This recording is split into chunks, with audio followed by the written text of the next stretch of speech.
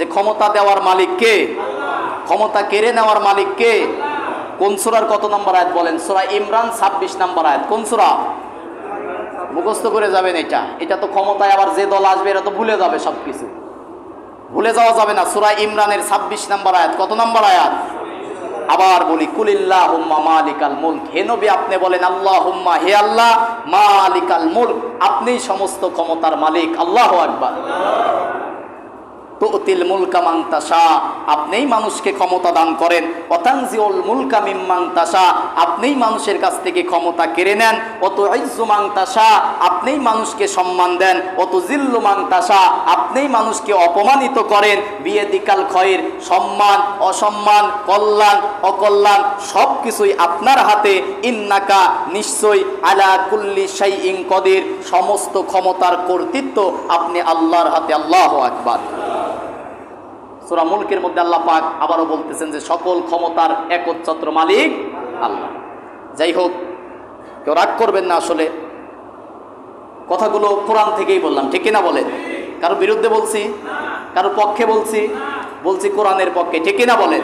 সবাই আমার ভাই, সবাই আমার ভাই। ইসলাম মানেন, কোরআন মানেন, সকলের সাথে আমরা একই সাথে এই মসজিদে নামাজ পড়তে চাই, ঠিক কিনা বলেন? আমি চাই মুসলমান যারা হবে, ভাই ভাই ভ্রাতৃত্বের বন্ধনে একই সাথে তারা একই সমাজে বসবাস করবে। আমার মরার পরে আমার খাটনি এই সমাজের মানুষই বহন করবে, ঠিক কিনা বলেন? যাদেরকে নিয়ে স্লোগান দেন তারা কি এসে খাটনি বহন করবে? তাহলে সমাজের মানুষের বিরুদ্ধে আপনি তালিকা করেন, সমাজের মানুষ বিরুদ্ধের বিরুদ্ধে আপনি হামলা মামলা করে জমা দিয়েছিলেন, এই মানুষগুলোই তো আপনার দুঃখে কাঁদবে, ঠিক কিনা বলেন? এই জন্য এরকম কোনো কাজ করা যাবে। আমরা ভাই ভাই, ঠিক কিনা বলেন? আল মুসলিম আখুল মুসলিম, প্রত্যেকটা মুসলমান মুসলমান ভাই ভাই। আমার পাড়ায়, আমার মসজিদের আওতাভুক্ত যারা আছেন, সাম্প্রদায়িক সম্প্রীতি দল করে জ্বালাও পোড়াও ভাঙচুর করা যাবে। আমরা ভাই হয়ে থাকতে চাই, ঠিক কিনা বলেন? গত সপ্তাহে বলতে চেয়েছিলাম যে আল্লাহকে পাওয়ার আমরা মাধ্যম বলবো। সবাই আমরা আল্লাহকে পেতে চাই কিনা? আল্লাহকে আমরা সবাই দেখতে চাই কিনা? আল্লাহকে পাওয়ার জন্য দুইটা কাজ। কয়টা কাজ? মাজার একটা কথা বলি, ইমানদার তাদেরকে সাপোর্ট করবেন আপনারা। আগামীতে কে আসবে আমি জানি না, তবে যারাই আসুক আমরা চাই সংসদে যেন কোরআন যায়, ঠিক কিনা বলেন? ঠিকটাও তো বলতে পারলেন না। এই কোরআন যদি সংসদে যায় আমার আপনার ক্ষতি আছে? লাভ আছে? কি লাভ বলেন তো? কি লাভ বলেন? স্বাধীন সার্বভৌমত্বের দেশে পাখির মতো হত্যা করা হয়েছে, ঠিক কিনা বলেন? টুপি পরেও তো ঘুরতে পারি নাই শান্তি মতো। এরকম ভীতিকর পরিস্থিতিও বাংলাদেশে দাঁড়িয়েছিল, ঠিক কিনা? ইমানদার ব্যক্তি যদি ক্ষমতা পায়, দফা হবে 4টা। কয়টা?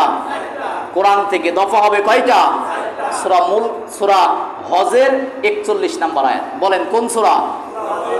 সূরা হজের 41 নম্বর আয়াতের মধ্যে আল্লাহ পাক বলতেছেন, আল্লাযীনা ইম্মাক্কান্নাহুম ফিল আরদ, যদি কোনো ইমানদার শাসক দুনিয়ার ক্ষমতা পায়, দফা হবে 4টা। কয়টা? ওয়াকিমুস সালাহ, 1 নম্বরে সংসদে বিল পাস করতে হবে, মুসলমান হবে যারা 5 ওয়াক্ত নামাজ পড়া তাদের উপরে ফরজ, ঠিক কিনা? আচ্ছা, সংসদে যদি এটার আইন পাস হয়, কোনো মুসলমান কি নামাজের সময় দোকানদারি করতে পারবে? শাহিন ভাই মসজিদের সম্ভবত সেক্রেটারি কেশিয়ার, যাই হোক, মসজিদের সামনে কি তিনি আর দোকান খোলা রাখতে পারবে? সভাপতি সাহেব, এখন তো অধিকাংশ মসজিদের সভাপতি নামাজ পড়ে না, ঠিক কিনা বলেন? আলহামদুলিল্লাহ আমাদের গুলা ভালো, কিন্তু অধিকাংশ মসজিদের সভাপতি সেক্রেটারি বেনামাজি, সুদখোর আর ঘুষখোর, ঠিক কিনা বলেন? সমাজের টাকা আছে, প্রভাব আছে, মসজিদের দায়িত্ব একটা দিছে, ঠিক কিনা বলেন? মসজিদের সভাপতি হবে কে? সূরা তাওবার 18-19 নম্বর আয়াতের মধ্যে আছে। কোরআনের মধ্যে নাই কি বলেন তো? ইন্নাল্লাহা ইয়া'মুরু মাসাজিদাল্লাহি মান আমানা বিল্লাহ। মসজিদের সভাপতির যদি দায়িত্ব নিতে চাও, 1 নম্বরে তোমাকে ইমানদার হতে হবে। কি হতে হবে? কত মসজিদের সভাপতি এরকম ছিল, একচ্ছত্র ক্ষমতার মালিক যে আল্লাহ এটা মানেই না, অথচ মসজিদের সভাপতি, ঠিক কিনা বলেন? ও সভাপতি তো আবু জেহেল ছিল, কাবা শরীফের সভাপতি ছিল, কিন্তু আল্লাহরই বিশ্বাস করে না, ঠিক কিনা বলেন? মসজিদের সভাপতি হবে সে যার মধ্যে ঈমান আছে, যে মসজিদে সবচেয়ে বেশি সময় দিতে পারবে, 5 ওয়াক্ত মসজিদে নামাজ পড়তে পারবে, কোন ফ্যানটা নষ্ট হলো, কোন সুইচটা নষ্ট হলো, কোন ঘড়ির ব্যাটারি দরকার হবে, কোন ট্যাপটা নষ্ট হলো, এই কোন বাল্বটা নষ্ট হলো, এইগুলো দেখার জন্য অন্তত তাকে দিনে 5 বার মসজিদে আসতে হবে, ঠিক কিনা বলেন? আর এগুলোর সাথে পিছনে থাকতে হবে আমার যুবক ভাইদের, ঠিক কিনা বলেন? যুবকরা মসজিদ থেকে কাছে না দূরে? অনেক দূরে। কই নামাজ পড়ে 5 ওয়াক্ত? সারা দিন গেম খেলতেছে, রাতের বেলায় ফেসবুক টিপতে টিপতে 2টা 3টা 4টা বেজে যাচ্ছে, ঘুমিয়ে যাচ্ছে। ফজরের নামাজে যুবকরা জামাতে আসে।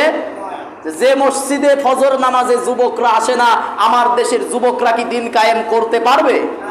সাহাবীরা নবীজিকে, নবী সাল্লাল্লাহু আলাইহি সাল্লামের সাহাবীরা ছিল, তারা কি বিয়ে করে বাসর ঘরে বউ রেখে জিহাদের ময়দানে গেছে। আর আমার দেশের যুবকরা আজকে প্রেম করে গার্লফ্রেন্ডের কোলে শুয়ে দিন কায়েমের স্বপ্ন দেখে, ঠিক কিনা বলেন? পার্থক্য করতে হবে আজকে। বাসর ঘরে বউ রেখে জিহাদে যাওয়া যেমন তেমন কথা। ইতিহাস জানেন না আপনারা? যে যুদ্ধের ইতিহাসে বলা হয়েছে তারা শহীদ হয়ে যাবে, মৃত্যু জানার পরেও বউ ঘরের মধ্যে থেকে ডাক দিচ্ছে যে পানের স্বামী, আপনাকে তো আমি একবারও দেখি নাই, অন্তত একটা বার চোখের দেখা দেখে নেই, যেন কিয়ামতের দিন আপনাকে চিনে নিতে পারে। স্বামী বাহিনী থেকে বলতেছেন যে যদি এই আশা করেই থাকো কিয়ামতের দিন যে আল্লাহ আমাকে শহীদ হিসাবে কবুল করবে, আমার জন্য যদি অপেক্ষা করতে পারো, ওই আল্লাহ কিয়ামতের দিন তোমার সাথে আমাকে মিলন করে দেবে। সুবহানাল্লাহ বলে। সেই যুবক কি এখন আছে? আজকে যুবকদেরকে ইসলামের ছায়াতলে আসতে হবে, ইসলাম দিয়ে জীবন সাজাতে হবে। মোবাইল গেম, অবৈধ প্রেম, পরকিয়া, রিলেশনশিপ, এরপরে মাদক, জুয়া, এগুলো সমাজে আছে না নাই? এই যে সরকার, ইসলামী সরকার গঠন হলে কি হবে? 4 দফা। কয় দফা? সূরা হজর 41 নম্বর আয়াতে আল্লাহ পাক বলতে আল্লাযীনা ইম্মাক্কান্নাহুম ফিল আরদ, আরদ মানে হচ্ছে এই জমিনে যদি কোনো ঈমানদার ক্ষমতা পায়, দফা হবে 4টা। কয়টা? 1 নম্বরে ওয়াকিমুস সালাহ, প্রথম সংসদে গিয়ে বিল পাস করবে, মুসলমান হবে যারা তাদের উপরে বাধ্যতামূলক 5 ওয়াক্ত নামাজ পড়তে হবে, ঠিক কিনা বলেন? লাফকি সূরা আনকাবুতের 45 নম্বর আয়াত আল্লাহ পাক বলতেছেন ইন্নাস সালাতা তানহা আনিল ফাহশা ওয়াল মুনকার, নিশ্চয়ই নামাজই পারে সমাজের সকল অশ্লীল ফাহিশা কাজ থেকে মানুষদেরকে দূরে রাখতে, ঠিক কিনা বলেন? রাসূলের কাছে এক সাহাবী এসে বললেন, ইয়া রাসূলুল্লাহ, আপনার অমুক সাহাবী, অমুক ব্যক্তি রাতের বেলায় চুরি করে, সারা দিন নামাজ পড়ে, কাজটা ভালো না খারাপ? কুফর আর ঈমান কখনো এক জায়গায় থাকতে পারে? রাসূল কি বললো? যে তারে ধরে নিয়ে আসো, হত্যা করি, তাই বলছে নাকি? রাসূল বললেন যে তাকে ছেড়ে দাও। এক সময় দেখা গেল যে সে নামাজ পড়তে পড়তে চুরি করা ছেড়ে দিয়েছে। আলহামদুলিল্লাহ বলেন। কোনো ব্যক্তি যদি নামাজ শুরু করে দেয়, সেই ব্যক্তি আস্তে আস্তে সুদ ছেড়ে দেবে, ঠিক কিনা বলেন? ঘুষ ছেড়ে দেবে, ঠিক কিনা বলেন? তবে তার মধ্যে আবার পরিবর্তন হওয়ার মতো মন মানসিকতা লাগবে, ঠিক কিনা বলেন? শরিক ফাঁকি দেওয়া নামাজি আছে না নাই? সুদখোর নামাজি আছে না নাই? ঘুষখোর নামাজি আছে না নাই? ও তো সারা জীবনের তো নামাজই কবুল হচ্ছে না। নামাজের শিক্ষা হচ্ছে সকল খারাপ কাজ ছেড়ে দিয়ে আল্লাহু আকবার বলে আল্লাহর সামনে নিজেকে সঁপে দেওয়া, ঠিক কিনা বলেন? দ্বিতীয় নম্বরে ওয়াতুজ যাকাত, ব্যাংকগুলোর সব সুদ বন্ধ করে যাকাত ভিত্তিক অর্থনীতি কায়েম করতে হবে, ঠিক কিনা বলেন? এবার তো টানিয়ে নিয়ে আইছে আর এক সুদখোর, ঠিক কিনা? এবার যাবার কি হয় আল্লাহই ভালো জানে। আল্লাহ হেফাজত করুক, সকলে বলে আমিন। দ্বিতীয় নাম্বার দফা থাকবে কি? ওয়াকিমুস সালাতু ওয়া আতাউজ যাকাত। দ্বিতীয় নম্বরে কায়েম করতে হবে যাকাত ভিত্তিক অর্থনীতি। ব্যাংকে বলা হবে সুদ বন্ধ, যাকাত চালু। আমি হিসাব করে দেখলাম 4 বছর যদি এরকম সুদ বন্ধ করে যাকাত ভিত্তিক অর্থনীতি কায়েম করা হয়, এরকম 4 বছর পরে এ সমাজে গরিব মানুষ থাকবে না, এবং পদ্মা সেতু প্রতি 2 বছর পর পর একটা করে করা যাবে। আলহামদুলিল্লাহ বলে। দেখেন নাই নেতার বাড়ির মধ্যে যে সচিব গাড়ি নিয়ে যাচ্ছে, কত কোটি টাকা ধরা পড়লো। ফ্রিজের মধ্যে টাকা, বালিশের মধ্যে টাকা, তোষকের মধ্যে টাকা নেতার ঘর থেকে পাওয়া গেল, ঠিক কিনা বলেন? এই লক্ষ কোটি কোটি টাকা যদি যাকাত ভিত্তিক অর্থনীতি কায়েম হতো, এগুলো দিয়ে দেশের মানুষ শান্তিতে এবং সকল জিনিস তারা এই দেশে তৈরি করতে পারতো, ঠিক কিনা বলেন? তাহলে 1 নম্বরে কি কায়েম করতে হবে? বলেন না কেন, কি কায়েম করতে হবে? নামাজ কায়েমের আন্দোলন করি, কিন্তু মাগার আমি নিজেই নামাজ পড়ি না, ঠিক কিনা? নিজে নামাজ না পড়ে নামাজ কায়েমের আন্দোলন, আপনি ইসলামী আন্দোলন করেন, জামাত ইসলাম করেন, জামাত শিবির করেন, আর যাই করেন না কেন, নামাজ নিজে না পড়ে নামাজ কায়েমের আন্দোলন করলে কিয়ামত পর্যন্ত এদেশে নামাজ কায়েম হবে না। নিজেকে আগে নামাজ পড়তে হবে, ঠিক কিনা বলেন? দ্বিতীয় দফা কি? যাকাত ভিত্তিক অর্থনীতি কায়েম করতে হবে, যাকাত কায়েম করতে হবে। 3 নম্বরে ওয়াকিমুস সালাতা ওয়া আতাউজ যাকাতা ওয়া আমারু বিল মারুফ, ন্যায় কাজে, ভালো কাজের আদেশ করতে হবে। কি কাজে? সমাজের মধ্যে ভালো ভালো কাজ কায়েম করতে হবে। যে ভালো ভালো কাজ কি? সমাজের মধ্যে এখন বিয়ে লাগলে বিয়ের আগে 7 দিন বক্স বাজে, বিয়ের পরে 3 দিন বক্স বাজে, আছে না নাই? এটা মনে হয় ফরজ একটা ইবাদত, তাই না? অনেক ফজিলতপূর্ণ ইবাদত, ঠিক না? বলেন না কেন? তাহলে করেন কেন? কে করে এগুলা? যে বিয়ের মধ্যে বক্স বাজিয়ে গায়ে হলুদ দিয়ে বিয়ে হয়, বিয়ে হচ্ছে কোনো অনুষ্ঠান নয়, বিয়ে হচ্ছে একটা ইবাদত, ঠিক না বলেন? এই বিয়ে যদি হারাম দিয়ে শুরু হয়, ওই বিয়ে থেকে, ওই গর্ভ থেকে যে সন্তান আসবে সে কি আব্দুল কাদের জিলানী হবে? সে হবে ডিপজল, ঠিক না বলেন? এই জন্য বিয়েতে অপসংস্কৃতি দূর করতে হবে, সুন্নাহ দিয়ে বিয়ে সমাজের মধ্যে কায়েম করতে হবে, ঠিক না বলেন? একটা তো বললাম, মুসলমানের অনুষ্ঠান এখন চালু হয়েছে, ঠিক না বলেন? ছিল এইগুলা? মুসলমান সর্বপ্রথম খাতনা করেছিল ইব্রাহিম আলাইহিস সালাতু ওয়াস সালাম। কে?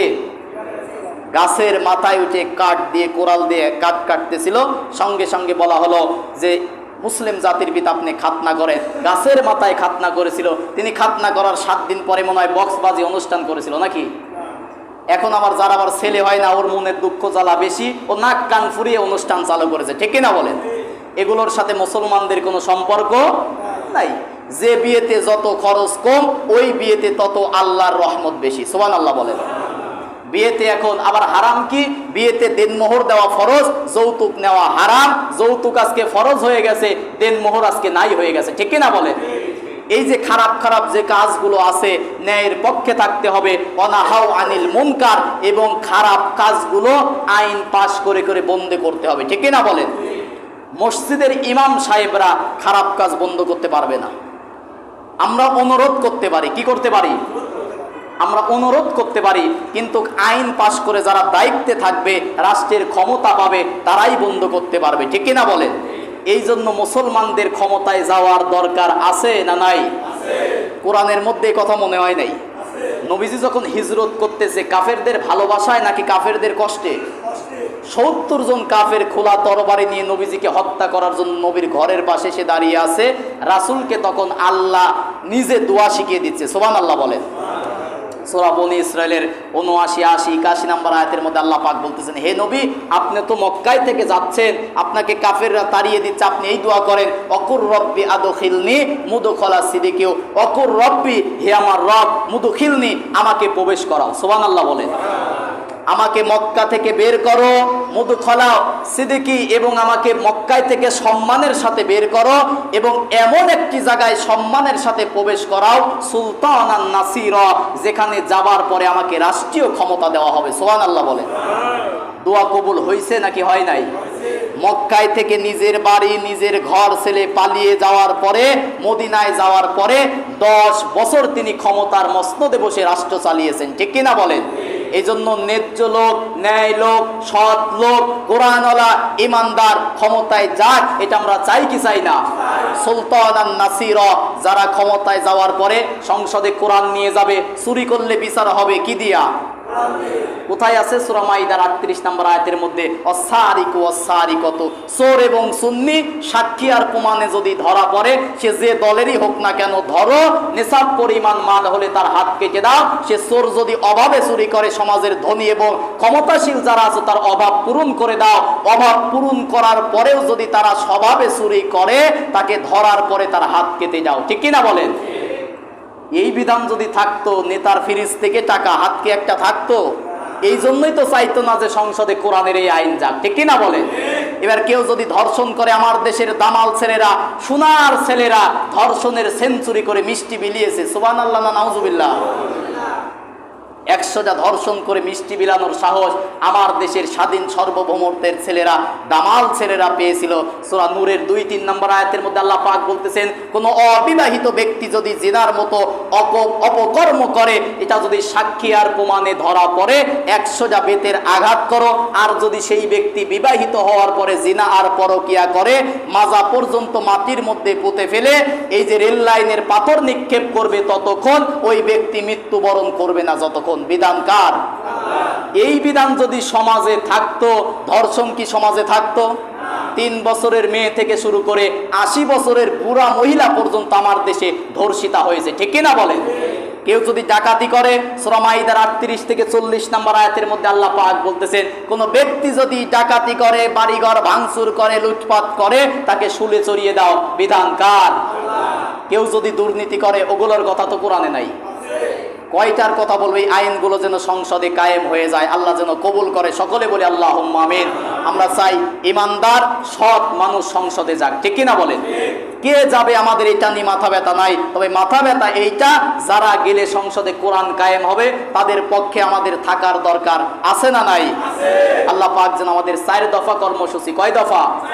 1 নম্বরে কি বলেন? নামাজ কায়েম করতে হবে। কি করতে হবে? এই কায়েম যদি সংসদ পর্যন্ত করতে চাই, এই মসজিদে আমরা যারা আছি আমাদেরকে আগে নামাজি হতে হবে, ঠিক কিনা বলেন?